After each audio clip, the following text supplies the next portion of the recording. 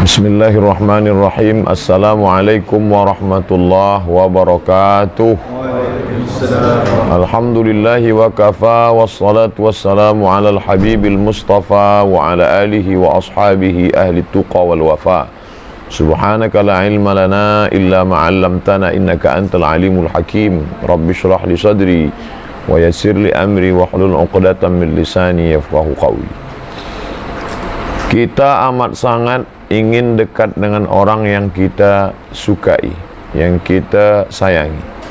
Maka yang paling kita cinta adalah orang yang dicintai Allah, yaitu Sayyidina wa Maulana Muhammad sallallahu alaihi wasallam. Jangankan dia hidup, namanya saja disebut kita berdiri. Itulah mahallul qiyam. Ditanya waktu itu Imam Ahmad bin Hanbal sedang sakit. Tiba-tiba dia duduk agak seperti terlentang. Tiba-tiba dia duduk tegak. Sahabat heran.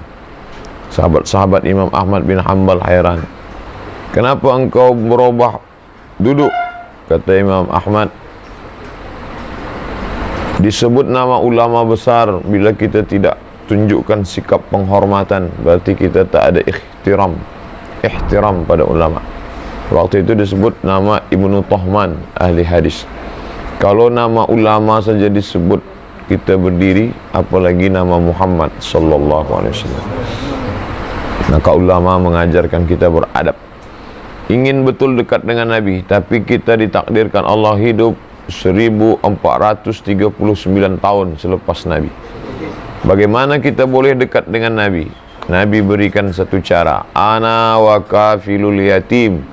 Aku dan orang yang memberikan bantuan kepada anak yatim, kahataini fil jannah, seperti ini dalam surga. Fa asyara bi isbi'aihi, Nabi menunjuk dua jari, as-sabbabah telunjuk, wal wusta jari tengah, fa farraja bainahuma, dia jarangkan antara keduanya. Beginilah dekatnya antara aku dengan orang yang menyantuni anak yatim. Menjadi yatim bukan kehinaan, sebab menjadi yatim kemuliaan. Dia yatim. Siapa dia? Muhammad sallallahu alaihi wasallam. Ditulis oleh Abu Ja'far Al-Barzanji. Walamma tamma min hamlihi syahrani ala ashhuril aqwalil marwiyah tufiya bil madinatil munawwarati abuhu Abdullah. Ketika sempurna hamilnya 2 bulan menurut hitungan bulan Qamariyah, maka meninggallah bapanya bil madinatil munawwarati abuhu Abdullah. Syair Al-Barzanji yang selalu dibaca oleh orang-orang Melayu. Ini menunjukkan bahawa Nabi Muhammad SAW yatim. Maka dalam Quran, fa'ammal yatima fala taqhar, membentak, menghardik, sumpah serapah, caci maki, hamun kepada anak yatim, sama dengan melakukan perbuatan itu kepada Nabi Muhammad SAW. Karena mereka hanyalah ada satu sifat kesamaan. Imam Syafi'i yatim, lahir di Gaza, Palestin, kemudian dibawa pindah oleh ibunya ke kota Makkah Al-Mukarramah dalam keadaan yatim. Tapi keyatiman bukanlah cacat. Syekh Yusuf Al-Qaradawi yatim. Banyak orang-orang besar yatim, tapi dimuliakan Allah Subhanahu wa ta'ala. Oleh sebab itu maka, dan ketika kita menolong anak yatim, sebetulnya kita bukan tolong dia. Banyak orang beranggapan, menyangka kalau kita tolong, bantu anak yatim, saya bantu kamu anak yatim. Bukan, kamu salah. Kalau kamu menolong anak yatim, kamu sedang menolong diri kamu di hadapan Allah SWT. Man yassara an mu'sirin, siapa yang melapangkan orang yang sulit, siapa yang melapangkan orang yang susah, yassarallahu anhu yaumal qiyamah, maka Allah memberikan kelapangan pada dia pada hari kiamat. Man farraja'an muslimin kurbatan min kurabid dunia, siapa yang melepaskan seorang muslim dari satu kesulitan, kesusahan dunia, farrajallahu anhu kurbatan min kurabi yaumil qiyamah, maka Allah akan lepaskan dia dari satu kesusahan huru-hara pada hari kiamat. Wallahu fi aunil abdi, Allah akan sentiasa menolong hambanya. Maka al abdu fi auni akhihi, selama hamba itu mau menolong saudaranya. Ketika kita menolong anak yatim, sebetulnya kita bukan menolong anak yatim, tapi kita sedang menolong diri kita sendiri. Kullu mri'in tahta zilli sadaqatihi, Setiap orang nanti di padang mahsyar akan bernaung di bawah atap tidak ada atap, tidak ada lagi rumah di padang mahsyar. Bukit-bukit, gunung-gunung tumbang. Wa takunul jibalu kal ihnil manfush. Bukit-bukit, gunung-gunung seperti bulu kambing manfush, dihembus angin. Lalu di mana kita bernaung? Kullu mri'in tahta zilli sadaqatihi. Orang akan bernaung, berlindung di bawah sedekah. Maka kalau kita bagi pada anak yatim, sesungguhnya kita sedang membina sebuah naungan di padang mahsyar. Dawu mardakum bis sadaqah. Dawu, berobatlah kamu dengan sedekah. Ini pun juga menjadi salah satu ajaran Nabi sallallahu alaihi wasallam. Datang seorang sahabat berhati keras, syaka ila Nabi SAW an qaswatil qalbi, mengadu kepada Nabi tentang hati yang keras.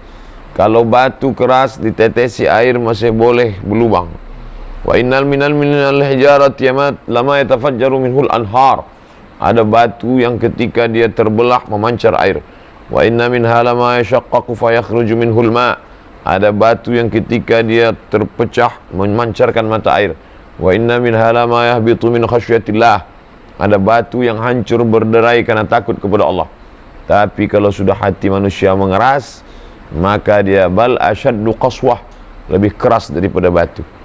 Maka bagaimana orang yang berhati keras ini datang kepada Nabi mengadu, melapor, ya Rasulullah, bagaimana keras hatiku ini? Kata Nabi, kalau kau ingin mengobatinya, at'imil masakin wafsah ra'sal yatim. At'imil masakin, bagi makan orang miskin, wamsah ra'sal yatim, sapu kepala anak yatim. Ini diajarankan Nabi. Maka kalau ada orang berhati keras, bagi dia ke tempat anak yatim, kasih makan, sapu kepala anak yatim. Sapu kepala anak yatim. Ini ketika menyapu ada getaran di tangan kita, melihat wajah anak yatim, melihat dia, tersentuh hati kita.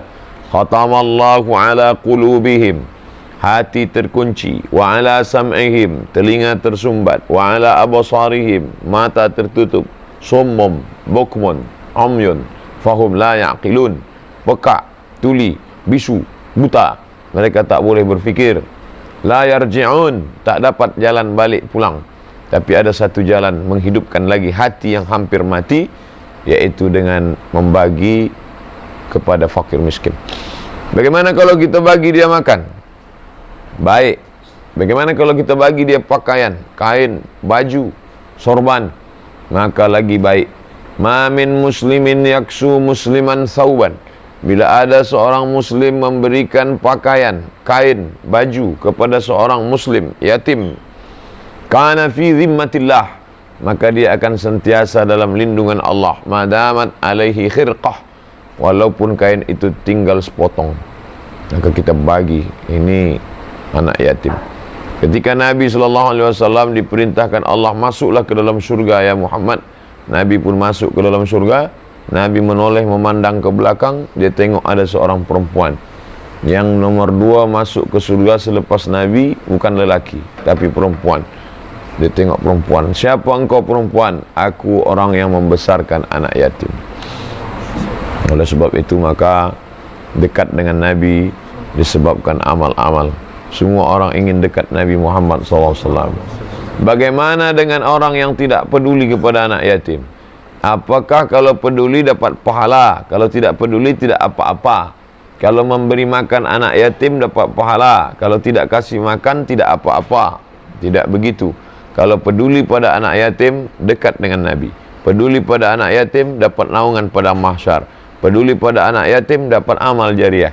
Tapi kalau tak memperdulikan anak yatim, fadzalikal ladzi yad'ul yatim, itulah orang yang menyia-nyiakan anak yatim. Siapa dia?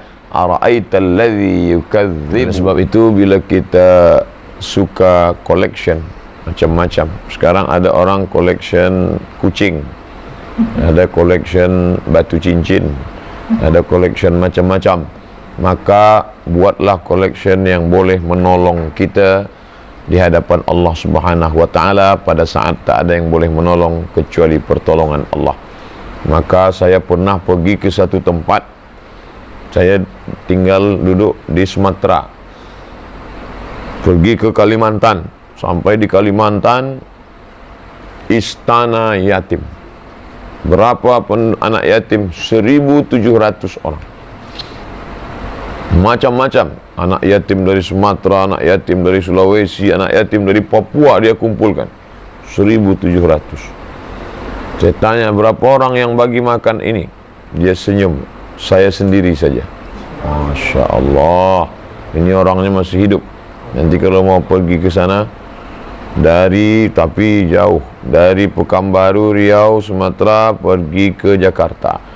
Dari Jakarta naik flight lagi pergi ke Banjarmasin. Dari Banjarmasin naik flight lagi ke Kota Baru. Dari Kota Baru barulah sampai ke Batu Licin. Di Batu Licin inilah istana yatim yang besar. Nah, ini saya berjumpa dengan orang-orang yang unik yang ada di zaman ini, tapi duit dia yang habis untuk yatim itu tidak habis-habis, berganti terus. Ada orang yang mendirikan 5 university di Aceh, di Batam, di Lampung, di Sulawesi. Dia buat 5 university berawal dari peduli pada anak yatim. Abul Yatama, Abu bapak, Yatama anak-anak yatim. Maka dibuatlah university Abul Yatama. Allah berikan balasan yang luar biasa. Kenapa Tuhan peduli betul pada anak yatim nih? Sebab saya anak yatim. Saya merasakan bagaimana susahnya dulu, Ustaz. Sampai-sampai adik saya tidak boleh masuk sekolah sebab belum lagi membayar itu, membayar ini. Akhirnya saya berazam, nanti kalau Allah bukakan pintu rezeki, Masya Allah. Tapi banyak orang tak tahu, sebab dia sengaja tidak mau itu diketahui orang banyak. Dia takut riak, dia takut. Tapi saya ceritakan untuk bagikan kita semangat bahawa ada hamba-hamba Allah, dia bagikan hartanya tidak berkurang sama sekali, karena dia sadar bahawa ini bukan dari jerih payah dia, ini adalah pemberian Allah Subhanahu wa taala. Maka Allah kalau membukakan, wa may yattaqillaha yaj'al lahu makhraja wa yarzuqhu min haitsu la yahtasib. Kalau kau takut pada Allah, maka Allah bukakan rezeki dari tak disangka-sangka. Tapi kalau kau takut duit engkau habis, Allah tutup segala yang sudah kau sangka. Maka kita diberikan Allah jalan kebaikan. Ada orang yang kakinya diuji, sanggup tak datang ke masjid? Sanggup, mampu dia datang ke masjid. Mana dia? Ini yang di Sungai Akar sekarang. Kajian tazkirah Isya, asar dia dah datang. Nah, itu lulus, diuji. Ada diuji telinga, sanggup tak telinga ni mendengar kajian? Sanggup. Penright 300 tajuk boleh dia dengar. Mata diuji, ada orang diuji mata, boleh tak baca Quran? Duduk, satu kali duduk maghrib ke Isya, 1 juzuk boleh. Mata diuji, lulus exam. Kaki diuji, lulus. Tapi manakala poket diuji, disitulah banyak bakhil. Wa man yuqa syuhha nafsihi, sesiapa sahaja yang selamat daripada bakhil, faulaika humul muflihun, itulah orang yang beruntung. Kenapa disebut mereka beruntung? Karena mereka sudah mampu melawan hawa nafsu, melawan bakhilnya. Makanya nanti orang itu kalau sudah dicabut nyawanya, keluar dari jasad, digulung pakai kain, dimasukkan ke liang lahat, mati. Andai dia boleh hidup lagi, dia nak buat apa? Maka apa kata orang mati? Laula akhartani ila ajalin qarib, kalaulah engkau bagi aku masa qarib, sikit saja lagi, mati hari ini, engkau bagilah aku ya Allah sampai besok saja, qarib, kejap saja. Kalau aku bagi masa sampai besok, kau nak buat apa? Fa as-saddaqah, aku mau bersedekah. Ayat Quran. Laula akhartani ila ajalin qarib fa as-saddaqah wa akum minas salihin. Kenapa orang yang mati itu disebut terus minta kalau hidup akan sedekah? Kenapa dia tak berkata kalau aku hidup aku nak tahajud malam, kalau aku hidup aku akan pergi ke Makkah haji dan umrah, kalau aku hidup aku akan tidak, tapi dia katakan fa as-saddaqah, aku mau bersedekah. Kata ulama tafsir, karena orang yang mati melihat pahala hajinya nanti setelah masuk surga. Orang yang mati melihat pahala solatnya nanti. tapi melihat pahala sedekah langsung di alam barzah sudah nampak. Maka manakala dia nampak balasan yang besar itu, dia pun berkata, hidupkanlah aku supaya yang tinggal dulu boleh aku sedekahkan. Apa mau dikata? Lan tarji'al ayyamul lati madat, yang lalu tak dapat berulang kembali. Dan netes air mata darah minta hidup lagi, tak boleh. Ma'akalta fa'afnaita, yang kau makan busuk. Wa ma labista fa'ablaita, yang kau pakai lapuk. Wa ma tasaddaqta fa'amdaita, yang kau sedekahkan, itulah yang akan kau bawa untuk hari esok menghadap Allah Subhanahu wa taala. Maka jangan sia-siakan anak yatim. Bila dia dah ada makan, kita bagi pakaian. Makan dan pakaian sudah ada, kita bagikan dia free scholarship untuk supaya dia boleh belajar sampai ke perguruan tinggi, sampai ke universiti, sampai ke berhasil menjadi orang. Selepas itu dia pula akan berjaya dalam hidup, mengalirlah pahala. Idza matal insan, kalau manusia mati, inqata'a, putus. Tapi ada yang tak putus. Ilmun yuntafa'u bih, ilmu bermanfaat. Shadaqatun jariyah, sedekah jariyah.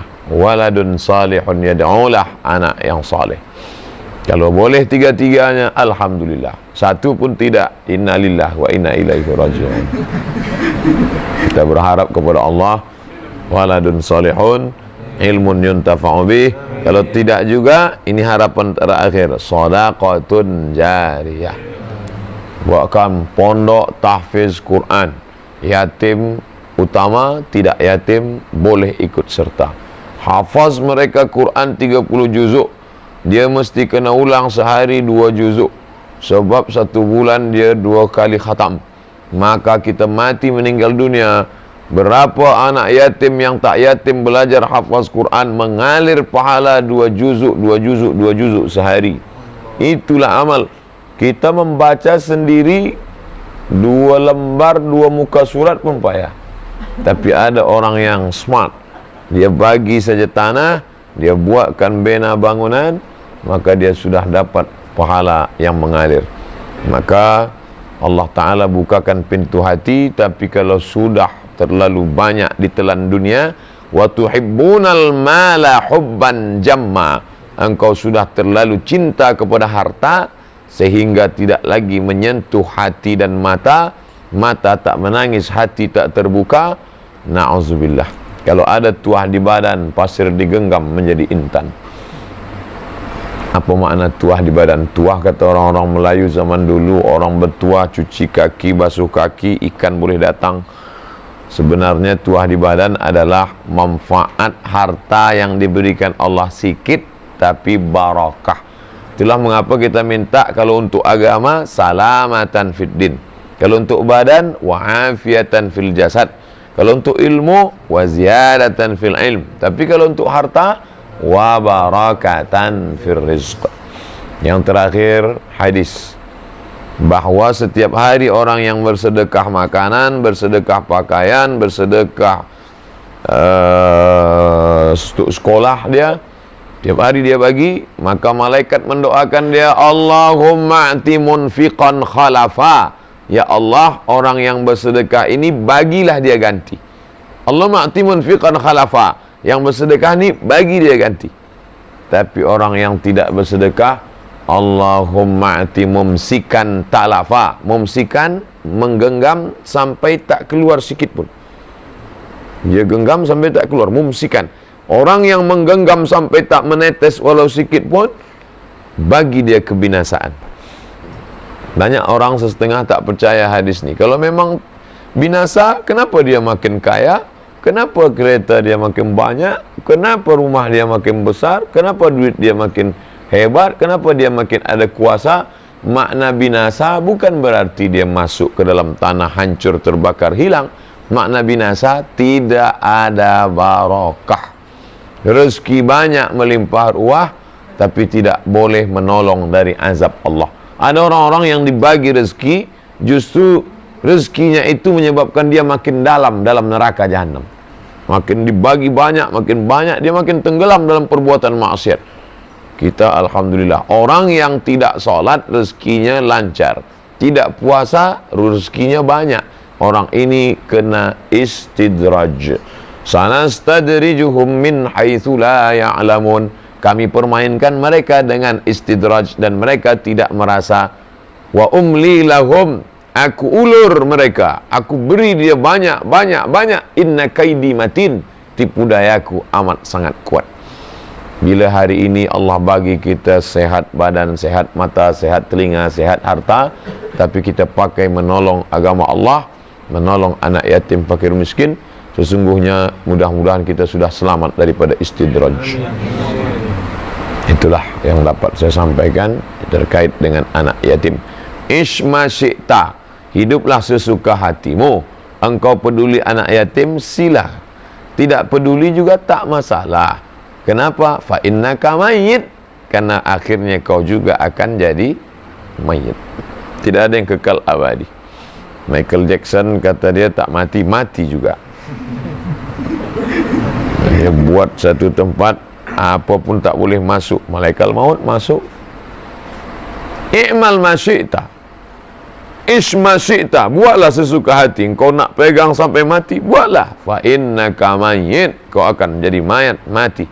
Dan sesudah mati, habis, harta tinggal. Maka kalau ada dalam hati rasa bakhil, rasa pelit, tanamkan ucapan ini. I'mal masyita, isma syi'ta, hidup sesuka hatimu. Fa innaka mayyit. Kalau perlu, buat tulisan. Isma syi'ta, fa innaka mayyit. Buat gambar jenazah bawah. Tiap-tiap hari tengok. Bangkit tidur tengok. Nak makan tengok. Nak tidur tengok. Supaya apa? Supaya kita ingat. Fa innaka mayyit. Boleh juga ambil gambar sekarang. Tulis. Isma syi'ta fa innaka mayyit. Like and share. Untuk memberikan pengamalan. Mudah-mudahan ada manfaatnya yang baik-baik dari Allah Ta'ala. Ala hazihi niyah al-Fatihah. A'udzubillahi minasyaitonir rajim. Bismillahirrahmanirrahim. Alhamdulillah rabbil alamin. Ar-Rahmanir Rahim. Maliki yaumiddin. Iyyaka na'budu wa iyyaka nasta'in. Ihdinas siratal mustaqim, siratal ladzina an'amta 'alaihim ghairil maghdubi 'alaihim waladdallin. Amin. Ya Fattahu ya Razzaq, wahai engkau yang membukakan segala yang tertutup, wahai pemberi rezeki, urzuqna rizqan halalan tayyiban mubarakan fih. Bukankah untuk kami pintu rezeki yang halal, yang barakah, yang baik-baik. Allahumma in kana rizquna fis sama'i fa anzilhu. Kalau rezeki masih tergantung di langit, turunkan ya Allah. Wa in kana fil aghri fa akhrijhu. Kalau masih tertanam dalam tanah, keluarkan ya Allah.